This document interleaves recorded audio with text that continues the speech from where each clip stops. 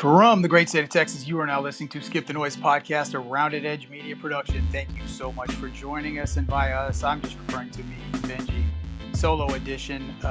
Rick, the Brown Python, and Ben, aka Mexican Nostradamus, are not here with me. We had some struggles this week to put a show together or to get a time to record, but that's okay. I still wanted to make something happen. I almost let it slide. You know, we just got to 100 last week. We put that out. So, I was almost rationalizing in my head, hey, you know, it's time for a break. Maybe we could just take a week off. But it got the best of me. It started to eat at me. Plus, what really spawned my need to put this out or to get on the mic, especially live, just to share a few things, is I had a very interesting thing happen to me this week.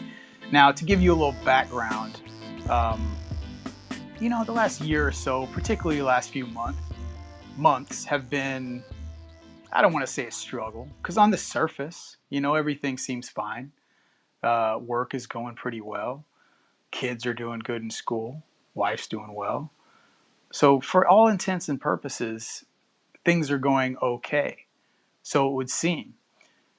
And I, for one, never have much issue dealing with the external threats, right? I'm pretty good at getting up and making sure everything gets done. All my bases are covered. All the people around me are taken care of.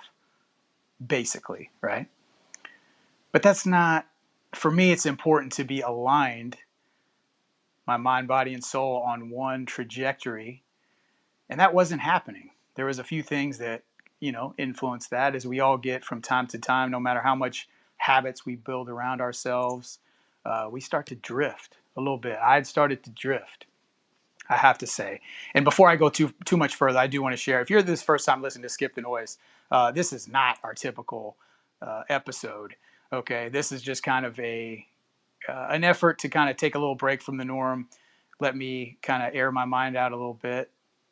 This is not our typical show. We cover, you know, news, current for the week, politics, news, global politics, societal issues, and the like. We also have a little bit of fun.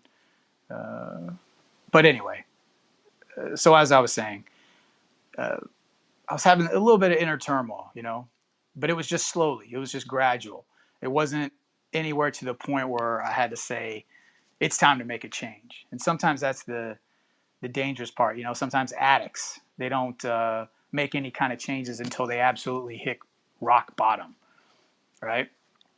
Like they're living under a bridge, sucking dick for a quarter just to get a crack rock. Now, mind you, I wasn't at that level, not even anywhere close. But in my own mind, I wasn't doing the things, I wasn't thinking the thoughts, I wasn't acting the way that I knew needed to be done. And I could see little things changing. That's why it's important to stay perceptive. You know, it's those little things that add up. I had a lot of my bases covered. You know, staying in shape, I'm eating right, got a roof, bills are getting paid, everything like that. But that doesn't mean everything is perfect. That doesn't mean you can't get better. That doesn't mean you should stop there. So, point being, some things has happened. I'm not going to, you know, on the personal side, right? I'm not going to go too far into that. But what I will tell you is this. It had gotten to a point that I had sort of an epiphany where I realized that, man, I don't like this ship is just off course enough to where I had a vision of the future. And that vision scared me of what may be to come if I was to stay on that path. And mind you, these are still subtle things, subtle little differences. So I went back to my touchstones, you know. The one thing I will say, what I always have and what I always am rooted in is the PMA, positive mental attitude. A lot of people laugh at this shit and say it's corny, it's naive optimism. If you say that, I think you're taking it the wrong way, but I don't want to get too far into that. Basically what happened, or here I'll hit on a couple of main points. I was at work walking through the parking lot, and I got attacked by a fucking bird. Now that may seem random, that may seem whatever, but in my head I knew there was something behind that. How often do you just get fucking randomly attacked by a swooping bird out of a tree. And I'm not talking like it brushed my ear and I could feel a little bit of wind. No, this motherfucker like had some of my hair. And that was like a first little warning sign. Then there was a conversation I had that kind of hit me in the fucking chest. And then it was me and my thoughts. And I was trying to figure out to myself what exactly went wrong. So I did, as I do. I analyze and I go back and I go through all these little things. I take each part and I put it on the table and I dust it off and I see what went wrong or what I could change. And when it was all said and done, I was like, man, this is too much. There's too much to go through, too much to sort through. I'm not sure I can do it. I'm not quite sure if I've got enough to press forward. So I humbled myself. And I'm not a particularly religious person in that sense. But I literally kneeled at the foot of my bed, put my head down, and I said a little prayer. Now I do, through all this, I have little mantras and shit that I say to kind of keep myself rooted. But those had gotten habitual, right? I think every now and again it's time, if you do something like that, I think every now and again you got to revisit those and see if they actually have meaning behind them, or are you just reciting them? I just probably been reciting them, okay, to be honest, even though I have all these little things built in. So back to I kneeled down, said a prayer, and it was a humble prayer. It was a humble prayer of like, hey, look, I'm out of answers on my own. I'm reaching out. So not only did I do that, I made a little change. I said, you know what, this shit, I started in this thing where I said, well, man, tomorrow I'm going to do this. Tomorrow I'm going to do. No, fuck that. Do it now. Do the shit now. Make the little fucking changes now. There is no fucking tomorrow. So I did all the shit right then. That night, sat down and prayed. And, felt a little bit better. Got up for work, and instead of putting some music on, welcome to the show, Seek God. You can feel free to type in any kind of comments, questions in the chat. I will ask before, if you do decide to call in, I will ask you to give me a minute to kind of get through this story real quick, and then maybe we can open it up for discussion after that. But feel free to listen in and comment in the chat as needed. But what I was getting to was that, I had humbled myself. I had realized is that change needed to be made. So I made little subtle differences. I went back to the roots of what had got me to where I was and it fell off. One of those things, and I'm going to get specific as shit. Instead, I was ready to go to work that afternoon. I work weird hours. So I was in my car and I was like, you know what, instead of just playing some fucking music and kind of zoning out, I'm going to put on Jocko, let Jocko kick my ass a little bit. So I made that little decision. Then I made another decision. I decided to read a book that has helped me. I've read multiple times throughout my life. A book by Napoleon Hill called Think and Grow Rich. And this is back to the old, the PMA, the New Thought Movement, all this shit, the self-help, the motivational gets kind of a bad rap for being corny and bullshit. But there's more behind. If you look at it at the surface, then sure, I can see where people could laugh and joke at it. Even people that are close to me that know I'm into this shit will even laugh from time to time and say things about it. I challenge you, if that's your stance, to go back and read some of these older sort of foundational self-help. There's a lot of wisdom in there. There's more than meets the eye is what I'm saying to you. So anyway, like I said, was going through some hard times. Finally got to a point where I humbled myself, said a little prayer, which I haven't done in forever. First thing happens to me when I walk into work, this man approaches me randomly. And I work at I work in the public, okay, in the public sphere.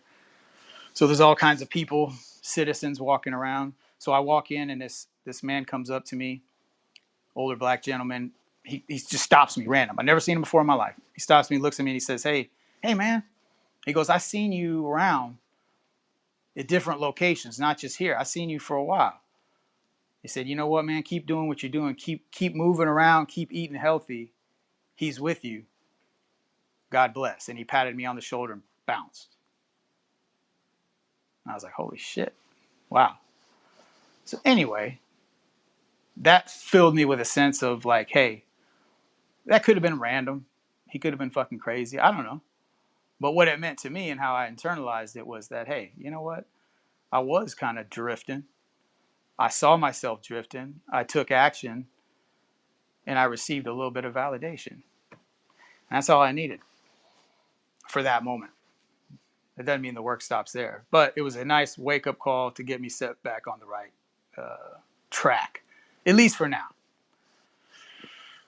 So there I am. But anyway, that being said, I do want to thank all the listeners because I am doing this live, but this is going to be recorded and uploaded to our, as an episode. So I want to say thank you to all of the listeners that have stuck with us and listen to episode 100. This will be episode 101, and we're intending, as I said, to make it a normal episode, but recording as normal couldn't take place this week. So here I am solo. Seat guy, do you got anything to say?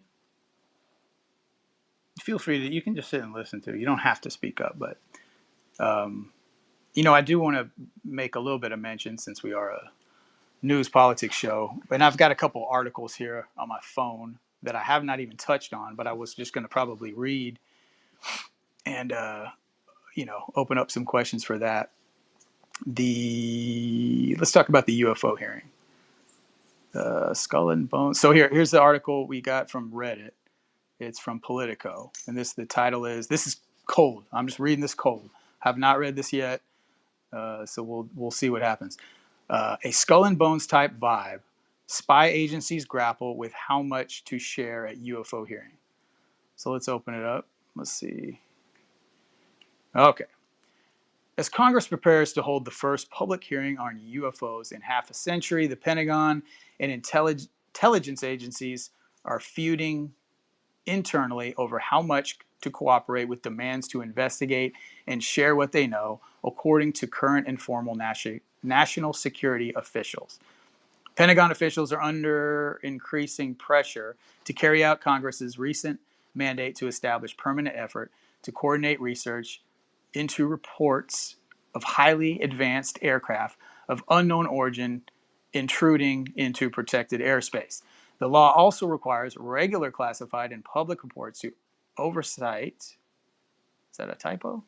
To oversight committees on new incidents involving unidentified aerial phenomena, UAPs, including previous information or investigations that are uncovered in government repositories or testimony. But there is a tug of war among competing factions inside the national security bureaucracy that would make it difficult for Congress to compel military branches, spy agencies, national laboratories, or other organizations to come clean, given the long-standing secrecy and stigma surrounding the issue. Exactly. So we talked about. I'm going to pause there from the article and comment a little bit.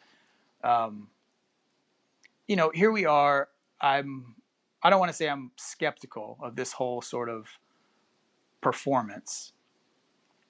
I've said on our podcast, that I'm skeptical to a degree that I think all of this, all of these public hearings and all of these things that are now being kind of launched into the public are an attempt possibly to control the narrative more so than they are to investigate or to get to the bottom of what these are. Because if there are things flying over our national airspace that we don't know what the fuck they are, that's a real fucking problem. Are they Russian? Are they China? At this point, I don't know. Or are they ours? And this is a very big, is it shit that we have? And this is just a massive way to cover up what they're doing. So it's like, oh yeah, don't worry. We've got this shit covered.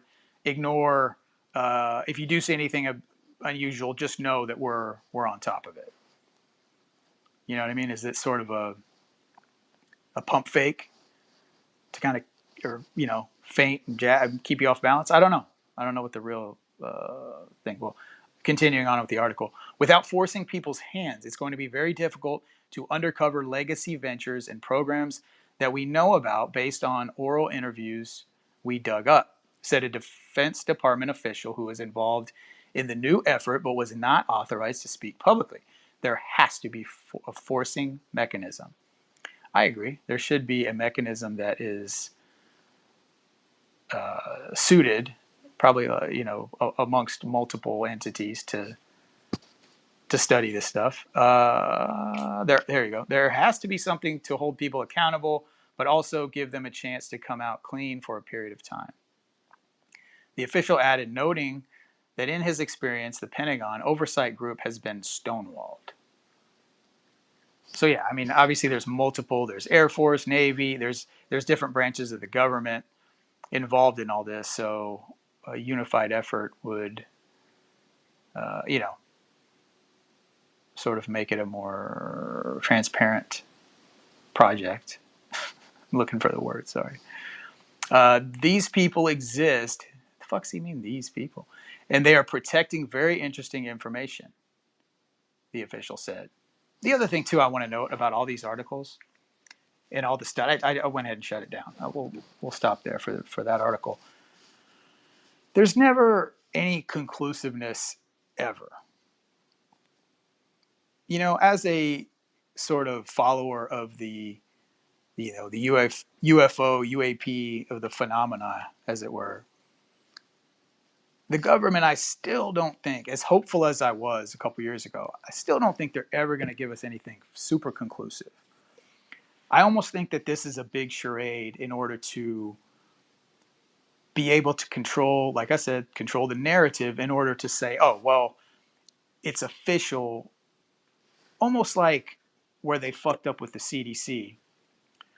It's like, oh, don't worry about it. The CDC, your trusted government agency, this is what we do for a living. We are the experts. We are the officially stamped experts on this idea. This is what we say. I don't know. I don't think it's going to work out so well, but I don't know. We'll see. It remains to be seen. But that's enough about that. Back to sort of my personal ventures. I was talking about with the drifting. You may have if you're a fan of the show, or if you're a listener of the show, you probably have noticed at this point that 100% of the social media output of the show, of the the three hosts, I'm pretty much, that's my role, right? And I'm the producer of the show. I also control the social media output. I've been absent. Aside from, of course, episode 100, I did put out a little, I promoted it a little to a degree. I've stayed away recently from all that. And there's a very good reason. And it ties in with what I was telling you earlier about the drifting. For my motivation to promote the show is very strong. So what that led to over the last 2 years was a lot of time spent on the social media, trying to create real creative, almost mini advertisements, right, for each show, and to kind of interact with other hosts and to get on other shows, which I did, and I'm very proud of what we did, and we'll continue to do that. But I had to step away momentarily.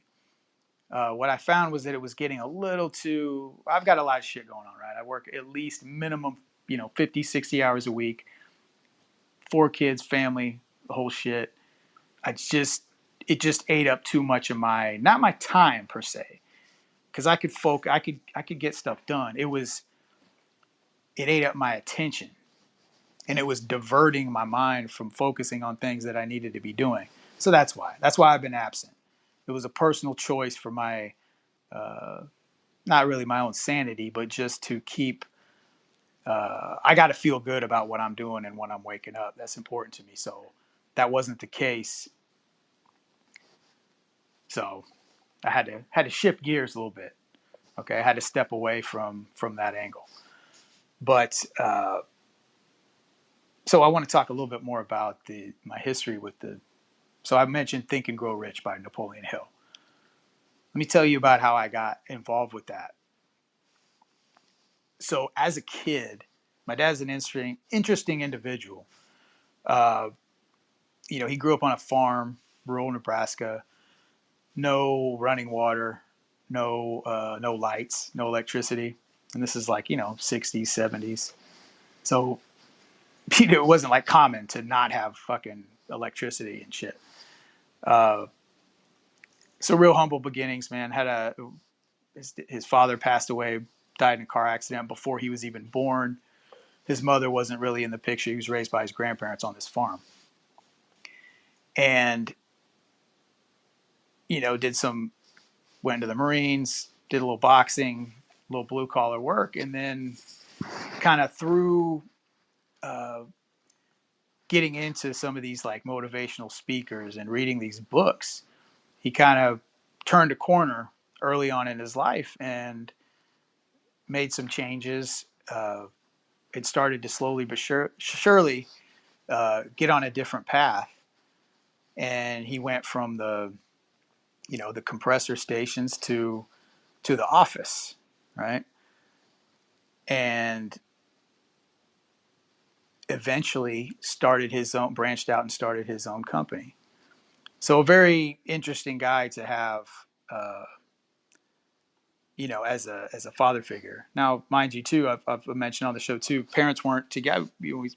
Probably when I was about, I guess, 8 or 9, I guess they kind of separated. But what that meant was so I didn't see him every day, but we'd spend weekends together, which ended up, hey, whatever works for everybody. For me, that was probably the most impactful way because it was like focused time. So what I'm getting to is anytime we were riding around in the car, this dude was playing fucking Zig Ziglar, Wayne Dyer, like cassettes. And like my young mind was like, oh, this is fucking lame. I'd rather listen to fucking, Eazy-E or fucking Iron Maiden or some shit like that.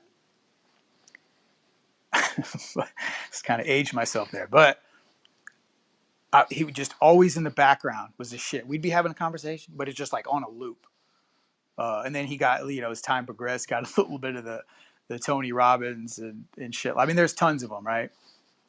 But he was really big into that shit. And he would just fucking feed his brain with this shit day in and day out. And it would almost piss me off if ever I came to him with a problem, like I wanted to just bitch about something. He didn't approach it he didn't combat it with like, man, shut the fuck up and stop. It wasn't that. It was just like, oh, well, what about this? What about this? What about refused to give me a fucking out. Just absolutely refused to give me a fucking excuse for anything. Or refused to let me to validate any fucking excuse for fucking anything. Even if it was some bullshit like fight I got into with a friend, at 10 or 11 years old, there was still like no excuse. And so that being said, that came back into my mind. I've got a son now about that age. And just this morning, I know all this shit internally, right? Like it's in my brain. But sometimes you get caught up in doing what you're doing. I'm focusing on my shit. I got a lot going on in my personal life, right? My family's good. They got food. Oh man, sometimes you gotta give it a little extra. You gotta refocus. And that's what I keep talking about. That's the theme. And once again, forgive me if you're a regular Skip the Noise listener and this is fucking weird that I'm sitting here basically giving you a motivational fucking speech. Fucking, we've done 100 episodes. 101, we do what the fuck we want. Okay? Just wanted to kind of reiterate that point. So this morning, through my own little sort of rejuvenation that I talked about previously, I made the decision too that like, you know what, I don't like the trajectory, what I see going on in him, right? Just in this past year, I'd seen some sort of, shoulder sloping a little bit. Not quite the same pep in the step. not the same level of interest in certain things. So I decided, you know what? I'm making some changes right now, deliberately forcing myself to make the changes to kind of get the engine started, to get back on the road. Uh, I'm a I'm gonna force him to do the same shit. And I don't mean force like, I just mean in my mind, I'm gonna make that extra effort to make sure that he gets back where I want him. I'm not controlling his life. He makes his own decisions, but as the adult, as the one with a little more wisdom, life experience, he's in my household. It's my duty to let that wisdom that's going on in my head trickle down to what he's got going on. So first thing he does, he's got, we got a real routine. I get up at 5:45, get out, I walk the dog. I get first dog walk, okay? Make sure the kids are up, my two older ones. So I get back from walking the dog. He's downstairs. He's getting some cereal. And I said, now get rid of that cereal. I'm making y'all breakfast today. Go sit down. So he goes sit down, grabs her the phone. I said, that fucking phone. I didn't say fucking, but that shit out of your hand. Back to the social media thing. Because what I noticed, and this was a big debate for me a couple of years ago when I was trying to figure out whether I should let my kids have phones, or the older ones, right? We had decided that middle school was kind of like, okay, like you can have a phone. But I'd gotten a little lazy when it came to the patrol of its usage. So much so, right, that he got in trouble at school a few months back. We just literally took it away. And you know what? I'll be damned if I didn't like his attitude a little bit better once he didn't have that fucking thing in his face. I'll be damned how that works out, huh? I'll be damned. Big fucking surprise. I could go off on a whole tangent on how we have a literal crisis going on with our youth and these motherfucking phones, but I'll save that for something else. So I said, nah, put that shit up. Not even expecting it to make a difference, because he was moping around. He's making his fucking cereal. Just negativity. I can feel it come off of his fucking body, and I wasn't having it. So I said, that phone out of your hands. And there was a moment where I could have been aggressive. I could have started, but I pulled back a little bit. I said, no, let me change the energy a little bit. I want to be encouraging. I don't want to just, what I say goes, get the fucking phone out of your hand because it's fucking up your life. No, man. That's not what the fuck he wants to hear. That's not what's going to make him react. So I pulled back. He put it up. And he was just sitting there. My daughter had put something on TV. And he used the excuse, well, she's got whatever on TV. I said, okay, turn the fucking TV off. So she turned his damn TV off. I said, we're making breakfast. We're going to, it's little shit, right? You take for granted eating the breakfast as a fucking family. Who would have thought that was important? It's the type of shit we're losing in our culture. And it's a fucking crisis. Okay? So I made the point, and don't give me, I'm not on this fucking high horse like I've got it all fucking figured out now because I made one fucking decision. No. I'm just working through this because I think it's entertaining shit to listen to, potentially. Okay? Plus, it helps me to air this shit out just because it's relevant. And it all happened within the course of like 48 hours. So lo and behold, about 5 minutes later, I decided, well, you know what? I'm not going to have the energy where it's like, oh, you're doing this wrong. You're doing this. I know better. I'm the adult. He didn't want to hear that shit. So instead, I said, okay, I got the floor because everything's quiet. I just started making some jokes, engaging in some conversation. You know what? Lo and behold, dude perks up. Now we're laughing. We're all making jokes. We're engaged in a conversation. Boom. Okay. Only reason I told that story, not to say like I've got to I'm the perfect parent. No, I'm a fucking not even that great of a parent, probably. All I'm saying is that little easy decisions you can make in an immediate time can make a big difference. Okay? You heard enough? Well, fuck you. I'm going to keep going. What I am going to say, though, is... Oh, let me read this story real quick. And I don't know. I may shut it down after that. We'll see. We'll see how I feel. I'm just kind of off the top. You know what I mean? I don't have a major plan. I did hear... This was from the... And I apologize. Rick sent this on our infamous text thread, and I don't want to hijack this. This might have been intended for the show that we didn't record. But... Breaking news. Elon Musk exposed himself to SpaceX flight attendant, according to documents. My interest is piqued. Let's read on. And this comes from the Houston Chronicle. From the great city of Houston, my beloved hometown.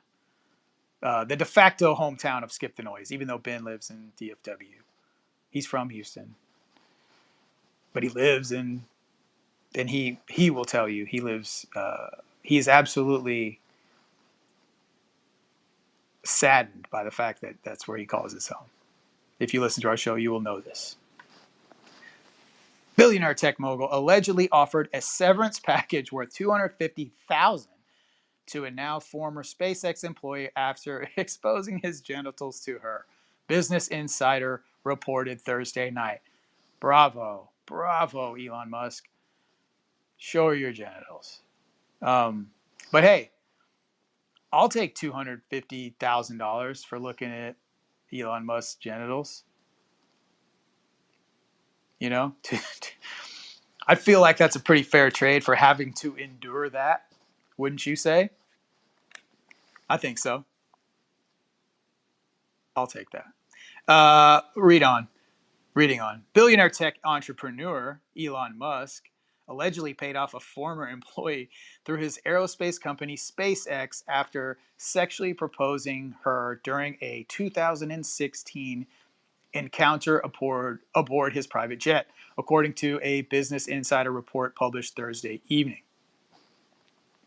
The publication's report, written by Rich McHugh, cites documents obtained from a friend of the flight attendant who was allegedly paid $250,000 US, not Dogecoin, by SpaceX in 2018 to settle a sexual misconduct claim brought against Musk by the employee. The documents state employee accused Musk of exposing his erect penis to her, rubbing her leg without consent, and and offering to buy her a horse in exchange for an erotic massage.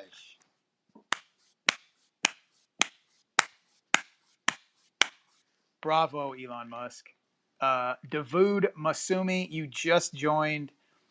Let me recap the sentence that I just read.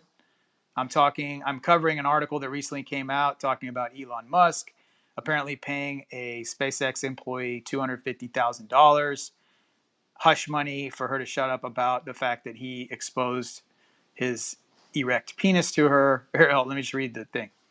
The documents state the employee accused Musk of exposing his erect penis to her, rubbing her leg without consent, and offering to buy her a horse in exchange for an erotic massage. I'm speechless. That's amazing. I'll read on.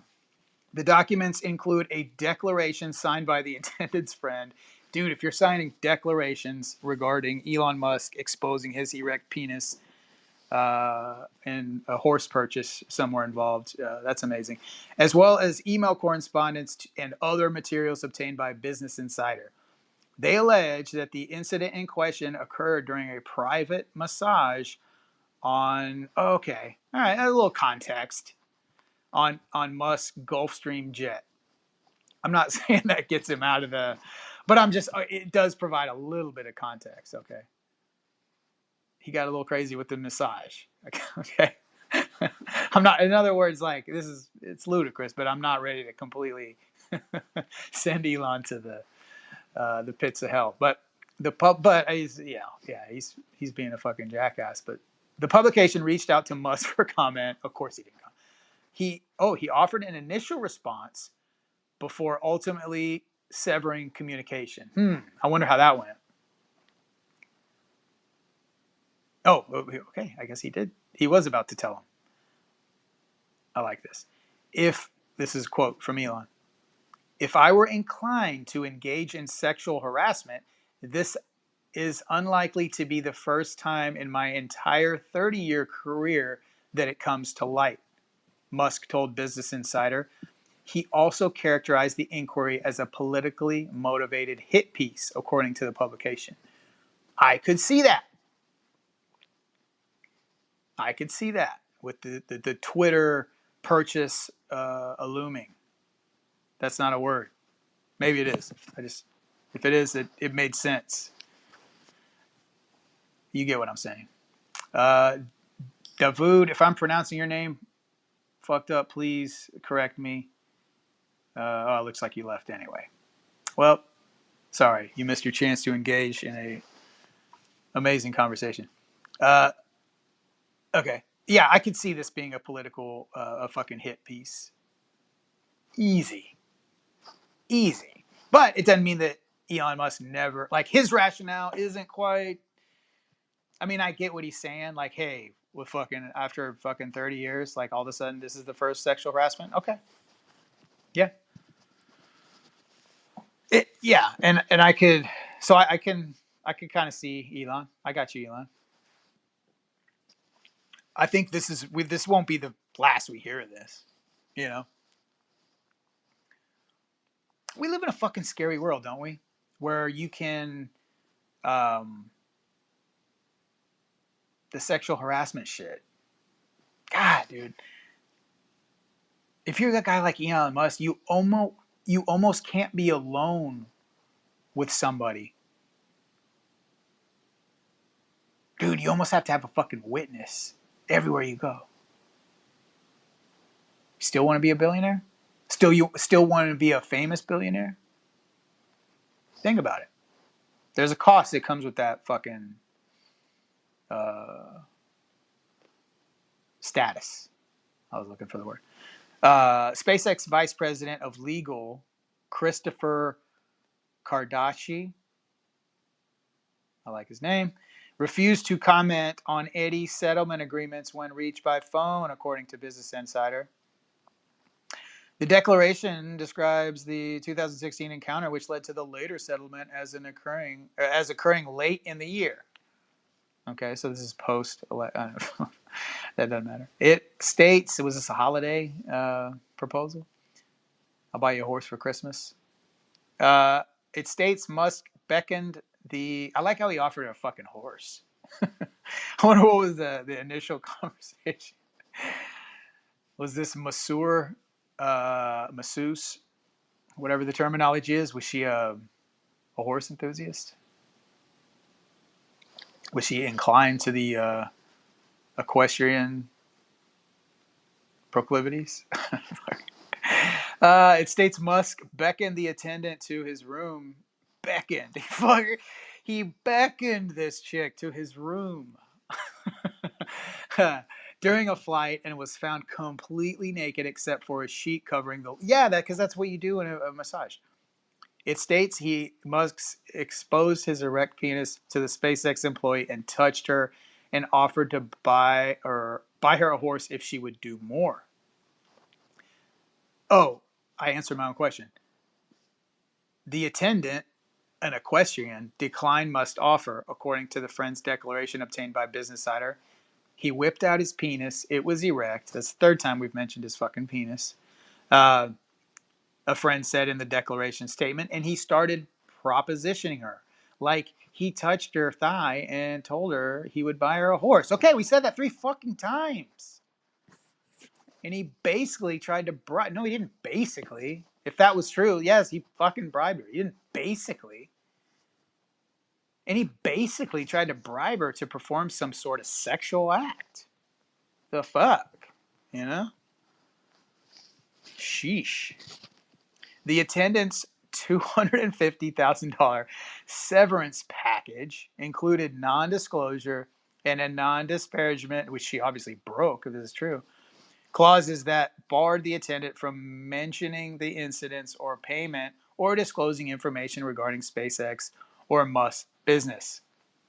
If you're a billionaire, you can do whatever the fuck you want. That's the end of the show. I went 40 minutes. I'll probably do a little like a halftime interlude music, and then maybe I'll tack something on at the end. Shout out to Shepard, Deep Noise. Deep Noise. That's our collaboration podcast. Deep MCs. I do that every time. Shep and Aaron from Deep MCs, friend of the program. Shout out to you guys.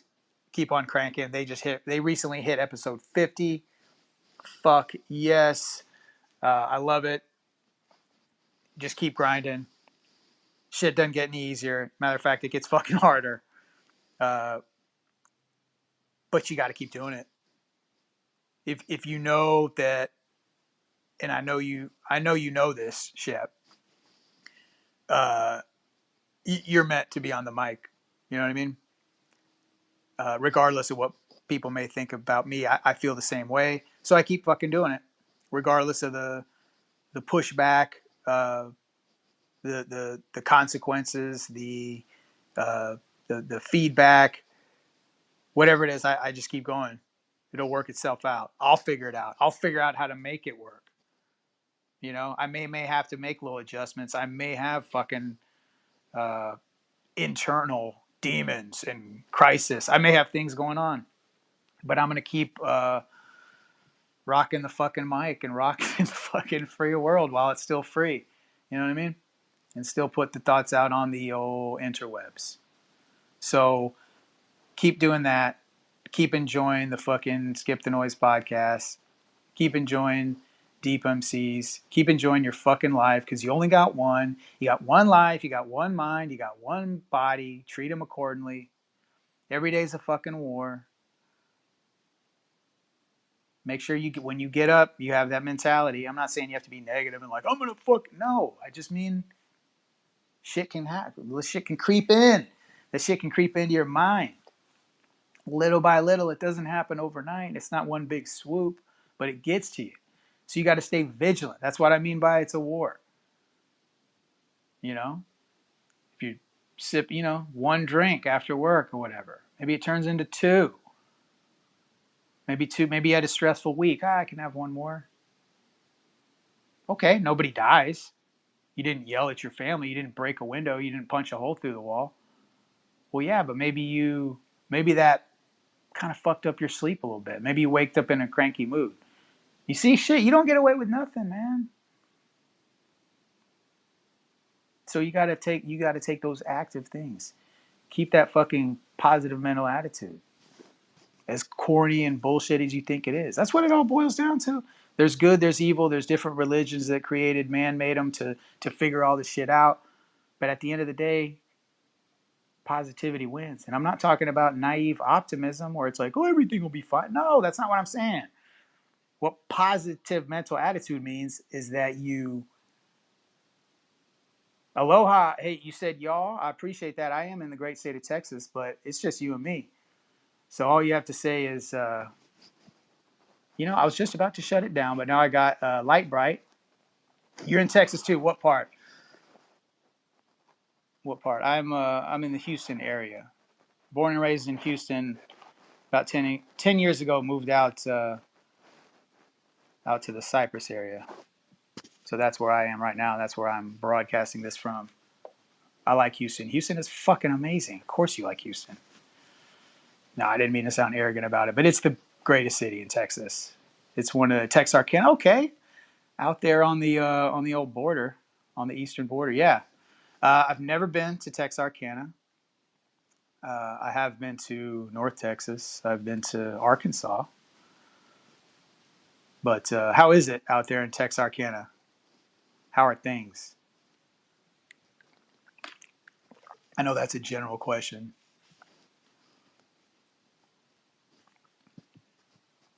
I work a lot, so I don't know. Yeah, I do too. We got to though, right? We got to make that money and keep things going. The only thing is, are you doing in well? How are you carrying out your own actions the way you know you should be doing them?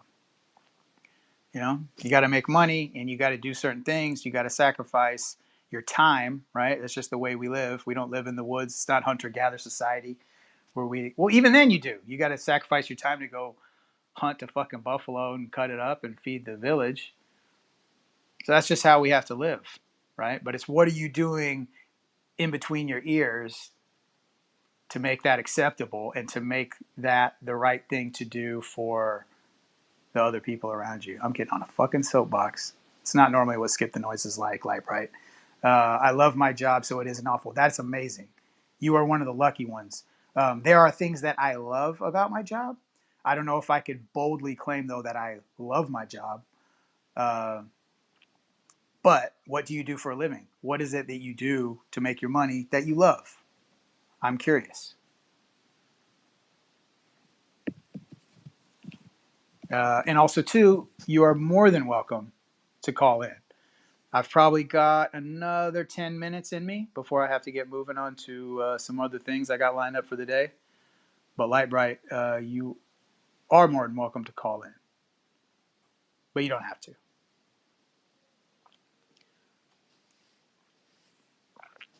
I'm assuming you're typing. I'm eagerly waiting to hear what Light Bright does for a living. I am a GM at an entertainment venue, restaurant, and bar. That sounds fun, actually. I never worked in a restaurant per se. Done a lot of retail stuff. I've done some some sales stuff. I like people. I like talking, obviously. What is it about? Let's see. Right now I'm bartending until I hire a good one. So you're doing double. You're grinding. So you're probably tired. Do you like the bartending? Because I feel like that is something. Yeah, I think I would. I never jumped into that, but it seems like something I would like. I mean, obviously, I'm sure there's some downsides to it too, depending on what type of establishment you're in. Right, could greatly impact what kind of experience you have. But it sounds like where you're at. Yeah, if you're at an upscale, it sounds like a nice gig. So good for you. I'm glad you're working, making money, and staying happy. What do you do? What are you into when you're not working? Obviously, you're working a lot. You're a GM, so that means you got all kinds of shit on your plate. Are you the top at your particular establishment? Are you the top dog? I'd call, but I'm rinsing my hair. That's a viable excuse. I'll let you continue to rinse your hair. Uh, I don't have a whole lot of hair, so I can't really. You're absolutely the top dog. I like how definitively you put that. I like how you say that. Right after the owners. Well, good for you. Good that you've climbed up to that status. Status is important. You know what I mean? Like I have at my job. Once again, like I pointed out, I wouldn't say I love it. There are a lot of aspects I do love about it.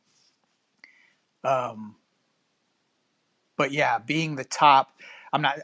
I do have a boss, right? But I'm kind of in the upper tier, I guess, so to speak, of a pretty big establishment operation. So I do enjoy the stress that comes with that. Is it's a real thing, but once you embrace it, once you own, once you're able to develop the skill where you just fucking own the decisions that you make, it becomes really like I couldn't go back to like answering to some fucking dumbass. You know what I mean? So that's the one thing I have to say. Like the person who's telling me at the end of the day, the one person that can kind of tell me yes or no or what to do, at least is somebody who's fucking risen to a level of status. So that's an important thing. I'm good at your job. Yeah, that's great to hear.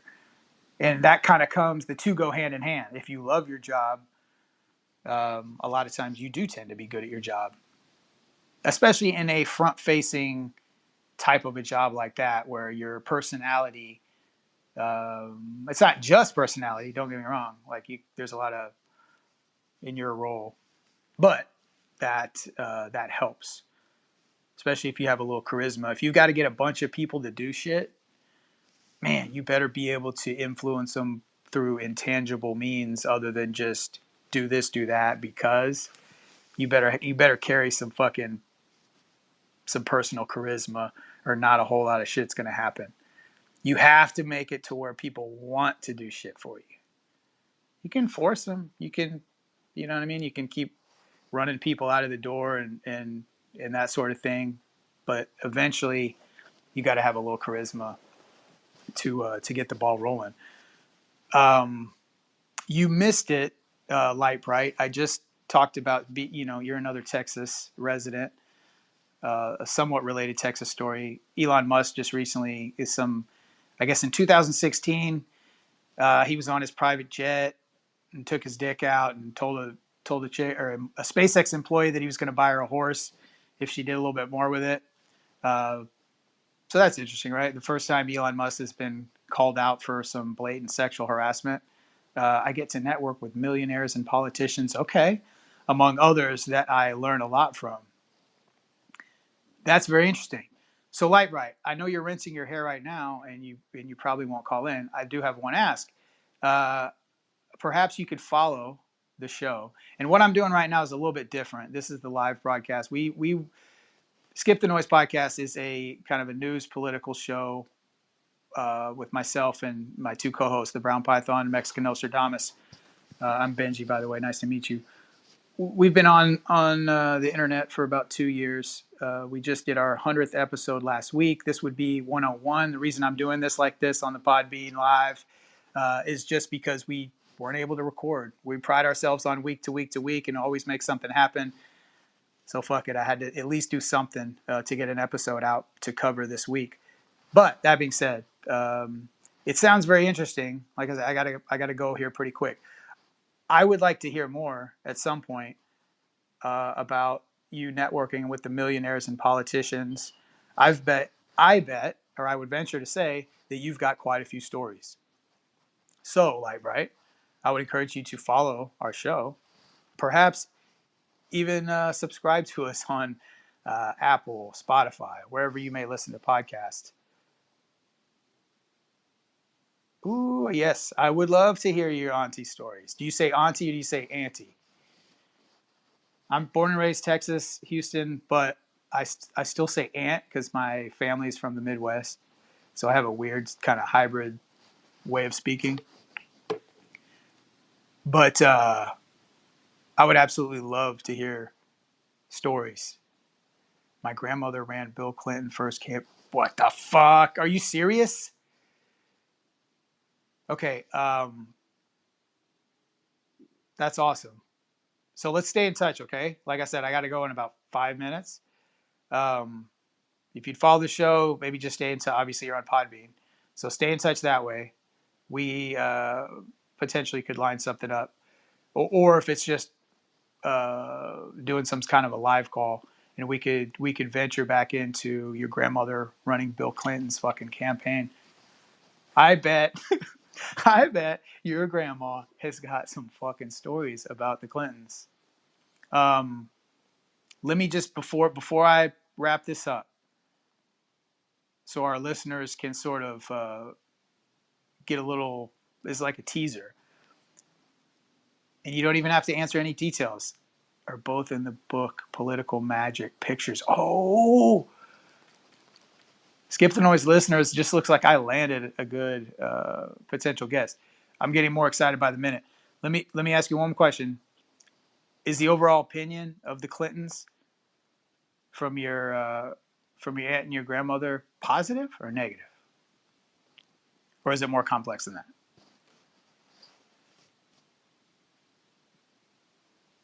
Bill rocks. Okay. So we're on the Bill train apparently. I'm very interested.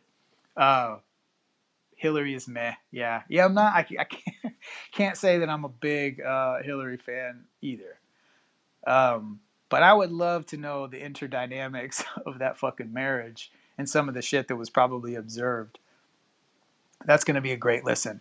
But not to be the cliffhanger, but I do have to take a heart out here because I got shit to take care of. Lightbright, thank you so much for jumping in. You kind of jumped in at the perfect time, like I said, because I was about to wrap it up. If nobody, came on to interact a little bit.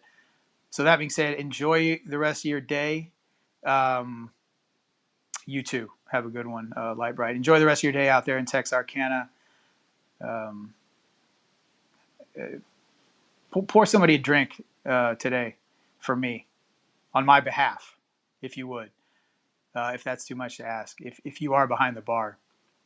But other than that, Lightbright, you have a great day. Like I said, anybody listening as well, once again, I'm going to probably cut to a little interlude music and then possibly play a clip to close out the show. So take care. We will see you on the other side.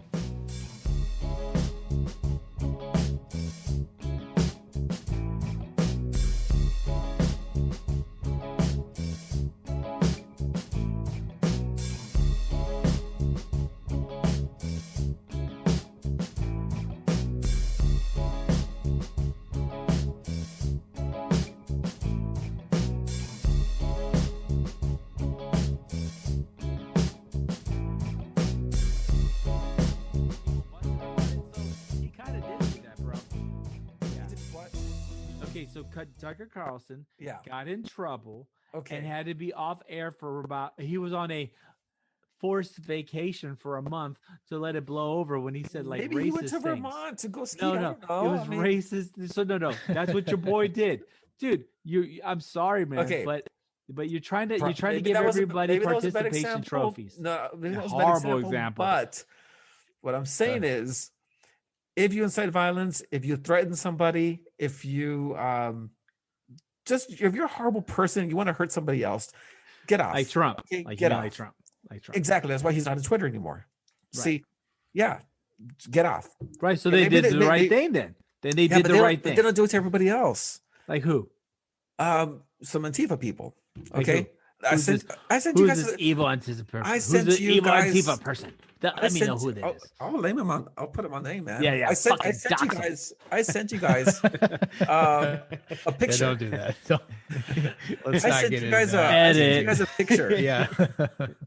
Of a guy saying, I sent you guys a video, didn't I? Which one? It was a video of the Antifa people spraying bayonets into the pepper spraying. Yeah. And then I sent you guys a comment somebody put on there. Okay. And that person was advocating for violence. Right. But he wasn't taken off. Right. Okay. Why? Well, okay. Why is he double standard? Okay. Well, except for there's probably several thousand people who advocate for violence on Twitter and don't get taken off either. Exactly. On the right end. Yeah. On both ends. Right. Yes. You know why? Because there's only so many bots and algorithms to find them all. So if you find one example out of how many users on Twitter? Something like 150 million just in the United States alone. So you find one example out of that 150 that wasn't caught by a logarithm. Come on, because people can't monitor it. That's the other problem. Oh, okay. That's right. So when it comes down to it, so there's plenty on both sides that get away with shit. Twitter and them, they are companies made to make money. Hey, you know what? If the FDA can come down on me for finding one little microbe, FDA. Okay, on a fucking table that was in a corner somewhere, they can find one fucking person in this sea of people. No, they cannot, because guess what? There's not 150 million pharmacies like you that they have to be involved in. That's what I'm telling you. So if I have to find one little amoeba, one little bacteria in a 20,000 square foot space, okay. But also, what you do, guess what, bro? The other thing, what you do is important. Yeah, of course I'm important. No. What you do is important. What you do is imperative. Twitter is not imperative to our society. It is imperative because it's not. It's just because guess what? It hurts people's livelihoods. Guess what you do? Guess what you do if you don't want to deal with Twitter anymore? It depends on. Oh, here. I'll do a walkthrough. All right. It depends if you have Apple or if you have Android. I'm gonna do the Apple one. Cool. So you just hold your screen down, right? You hold it on one of the things, and then all the little things start shaking, right? And you hit X, and it says, "Do you want to delete this app?" And you hit delete, and guess what? You never fucking hear about Twitter again, do you, dude? So that's the solution, bro. Oh, there you go. Whereas if you fucking give somebody, so let's say something comes out incorrect from a place like yours, they die. So you're saying that if I see a mob in front of my business, they're about to attack it, all I have to do is press that little X on my phone and they go away? Okay, well, first off, awesome. No. That's not the same thing. What I'm talking about is if you don't want to deal with Twitter, you turn it off. No, I don't want to deal with the fucking followers in my business. So how do I fix that shit? Who the fuck's a follower in your business? Give me a dude. I'm speaking on behalf of the business owners in Portland, Oregon, who are constantly being attacked by that. Now that's mismanagement by the city of Portland. No, guess what those individuals need to do? Those individuals need to leave Portland, just like those people are leaving California, just like people are leaving New York. Why should I have to leave my livelihood over these? Guess what? Sometimes that's what it takes. Life must move on. No, dude, how are they organizing? Hey, all I know is, hey, you're talking to a first generation immigrant here. We didn't like what we were fucking dealing with, and we fucking left. That is the way of the world. It has always happened. Migrations of shit. If there's a drought where you're at, do you fucking sit there? No, you get the fuck out of there. That's the way nature has done it forever. Okay. So yeah. I don't understand. I don't get it. I mean, it's the thing about it. Okay. If you migrate, animals do it. You go from one place with less resources to the ones that are better resources for you, unless you want to shut the fuck up and deal with the situation you're at. So that's what happens.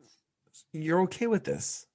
That's natural. That's a natural order of life. What? How do you make it better in American life? In everyone's life. No, you don't. No.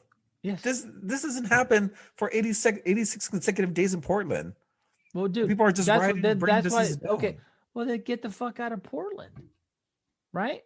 I didn't stay. I didn't stay where people were getting. Or you can remove their resources, huh?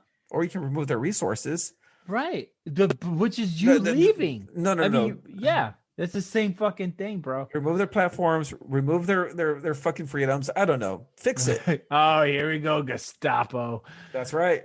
Anyways. Moving on, because I think we could just characteristically just beat the shit out of each other for the next 7 fucking weeks with this shit. I mean, this seriously is just like, this is like the end of Rocky. Me and you I'm Rocky, you're Apollo, and we're just fucking laying into each other. And we all know I'm going to eventually win because I have better cardio, but in the end, it doesn't matter, because the really important fucking thing we need to be worried about was the shit they slid in to that stimulus bill. Yeah. Once again, so what's the timeline on that, Ben? It's 180 days, guys. They gotta fucking talk about. Wait, from the passage.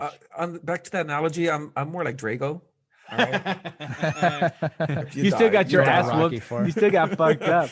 You still got fucked up. You still got messed up. You're a racist. I know what you do, Drago. I bet you want to be Drago. All right, go ahead. I'm sorry. Stimulus, got it. Continuing in, the stimulus, guess what it included? It included a disclosure clause in regards to the information for UFOs. They have 180 days from that shit was signed to disclose all the information regarding UFOs. So, guys, this is the real deal. Okay, because guess what? While we all hear bitch and moan about whether Twitter lets us play with our balls or Trump or a bunch of fucking like undereducated morons storm the Capitol, the reality is we're about to fucking learn about aliens, and that is way more important, because guess what? They don't care about us. They don't care about our simpleton fights. I think that, guys, I'm telling you, this is really the year for disclosure, and we all called it, right? We all said that around the horn, we're gonna have disclosure this year. What do y'all think? Matter of fact, I think I even said March. Yeah, you did. You fucking gonna get it. So depending on how quickly this thing passes, right? Well, what month did you say, Rick? I think I said September. Me and you had the same month, didn't we? It's August or September, one like that. Yeah, I think both me and you both said September, but B might dude. March is the end of the. No. June would be the end of the 180 days. So you're out of there, B. Holy shit, dude. Man, by June, think about it. Think about it. By June this year, we could be talking about aliens. Well, this could be episode at this point. It would be episode something. You know what? Dude, probably we went from like insurrection to aliens. That's how like as being the main news. Wow. And that's the real news. Think about it. What happens if all this bullshit is just fodder to get ready for our new overlords? I mean, it's fucking for real, man. These guys don't have to start talking about it. This is just the training phase. I mean, think about it. Where are they coming from? Are they coming from other dimensions? Are these fuckers coming from the sea? I think other dimensions. Yeah, man. Honestly, my theory is that they're already here and they've always been here. It's like a radio analogy, right? You turn the dial, you hit a different frequency, but all those waves are there already. We're just tuned into different ones. They exist among us. Cause I don't know, like, you know what I mean? Like there's alien life on Venus, allegedly, we talked about in another podcast. You know, we're talking about microbes or whatever. So I don't know, to actual travel across distance in a metal ship and be a physical being. I'm not so sure that's how it works. It could.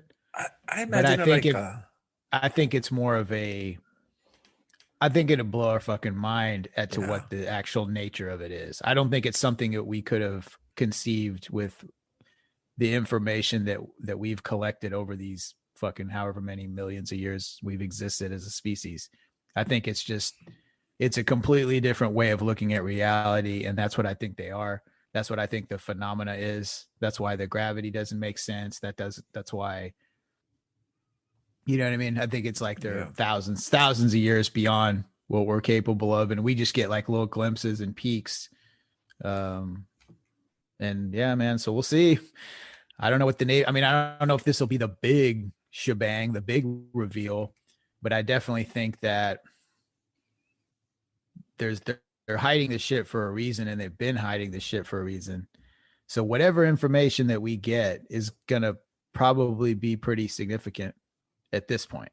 And I didn't believe it for a long time, like all through the fucking 90s. And even though I loved looking into this shit and it was fun, I never really thought that it would come to this point, to be totally honest, because of the way everything is now. And because of the last couple of years, I honestly think that there's information that we're going to get that's going to blow our fucking mind. And I really do think that.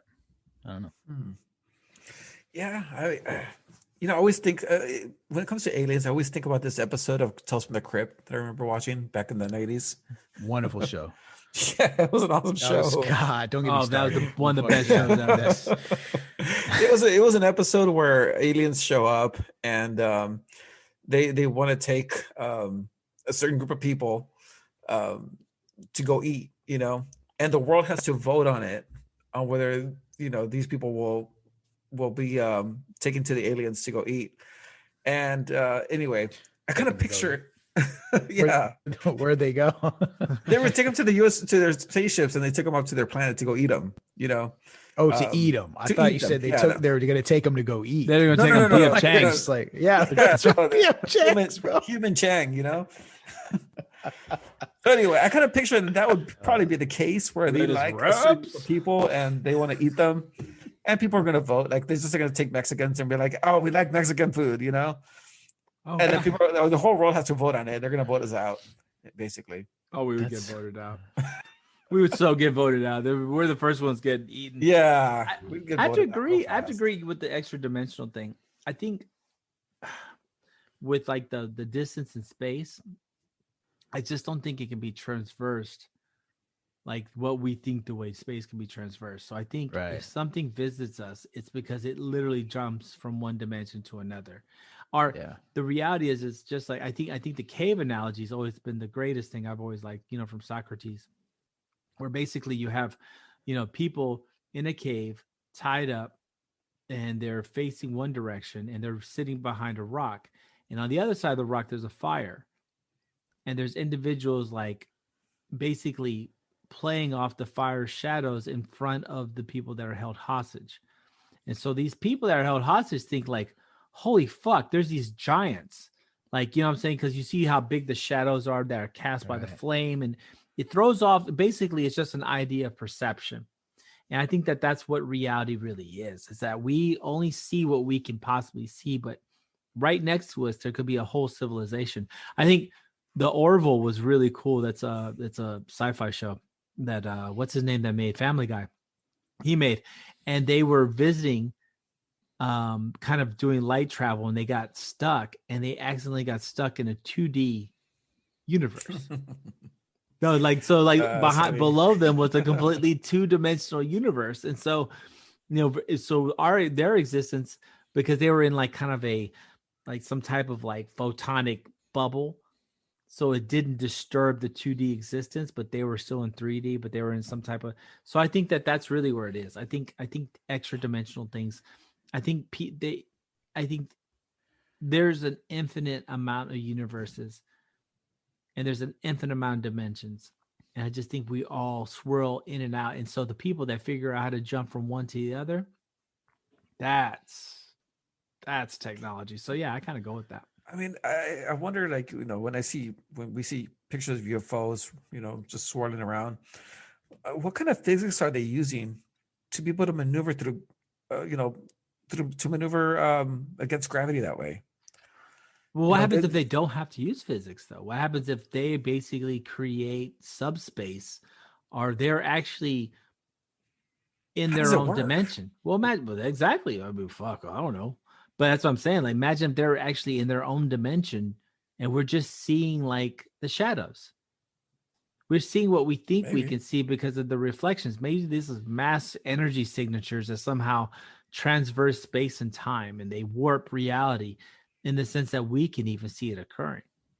I mean, it's crazy, man. But I'm telling you, this year, guys, we could really hear some fucking wild shit about aliens. And to me, it's awesome. Jimmy Carter, when he was first elected, he said that he was going to be releasing all the information that the government had on UFOs. And the military stopped him, or the Pentagon stopped him and said, don't do it because it's a threat to national security. Yep. How can it be a threat to national security? I bet you a lot of it had to do. I think there's probably some UFOs probably related to our security, like, you know, like test aircraft and like shit like that. But also, I think when it comes down to the alien question, we really have to be prepared for the reality that a lot of individuals will not handle this very well. Oh no, because we handle everything so well the last couple of years. You know what I'm saying? I mean, think about it. Really handled this pandemic real well. We really handled this presidential election. We handled that great. So yeah, I have all the faith in the world in the American public that we'll handle this alien disclosure. Think about breaching somebody that concept. We'll take it in stride. Yeah. Think about, let's say you breach someone who just a simple church going or mosque going or temple going individual who believes in God, and you just have to come out to him and say, hey man, everything you believe is not what you believe. We exist in a unparalleled dimensional reality that intersects and crosses each other. And basically everything that you believe is real can be real, but is also fake at the same time. And essentially you're just a finite point in something that's completely interchangeable at any point in time. So you're saying that I'm irrelevant. Yeah. Well, beyond that, I mean, think about it, trying to explain that to somebody. Try to tell someone, hey, guess what? There's a piece of shit. Yeah. And there's an infinite, I mean, you're Rick and Morty. You know what I'm saying? There's an infinite amount of Ricks right now, you know, some that are lizard people and some that are, you know, liberals. Dude, that's funny, man. But that's a reality. So the multiple dimensions. So to imagine explain that to somebody, like you exist everywhere and at all times in every single thing, and that you and your existence I mean, it's almost fucking mind melting. So yeah, I don't know, man. So yeah, to imagine telling people that shit. I would just want to go back in time to make it a state finally, you know. And that's awesome. I could have made it a state, man. I could have made it a state. I'm sure I could have. You could have. You Al Bundy scored 4 touchdowns and one. What was the? No, it was the baseball, right? No. Remember that Al Bundy? Remember he scored? Oh yeah. That's a Napoleon Dynamite reference. Yeah, Uncle Rico. Fucking awesome. Uncle Yeah. Rico. Yeah, Uncle Rico. Dude, that's what I'm saying. But think about it though.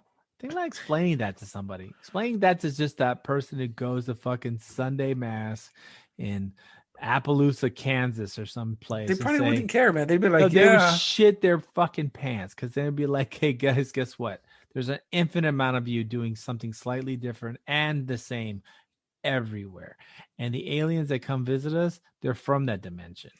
Dude, Arbel had this thing on one of his shows where one of his guests supposedly traveled through different dimensions, through different scenarios in time. Right. And this person would say that, yeah, with this mechanism, they would travel to Virginia in another dimension, and it was overrun by swastikas everywhere. You know, Christ. Yeah. It was that. Wait. Was that you? Did you call in? Dude, that's my fantasy. Yeah. That was just that's more of a Republican thing. No, that's a Franco thing. You need to say Franco, Pendel. Why Franco? Because he's Spanish. At least you can get some fascism from the right part. But anyway, so that was one thing that So yeah, there's the point of this guy was he was saying there's infinite dimensions everywhere. This concept that's been around for a while now. It really has. Yeah, and it's kind of looking like that's really what it fucking is.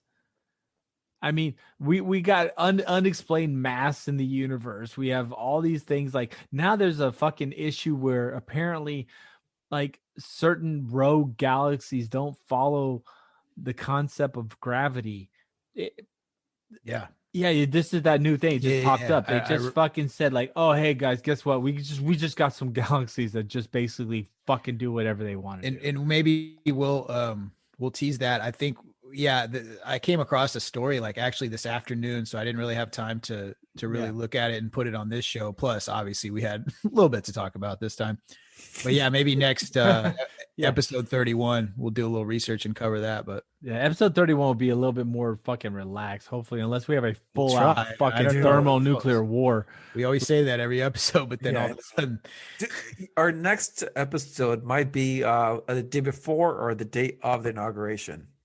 Oh yeah. Oh yeah, no shit. Yeah. That should we may be reporting from shortwave, guys. Might be just recording of our maydays to each other. If you're listening to this, you are the resistance.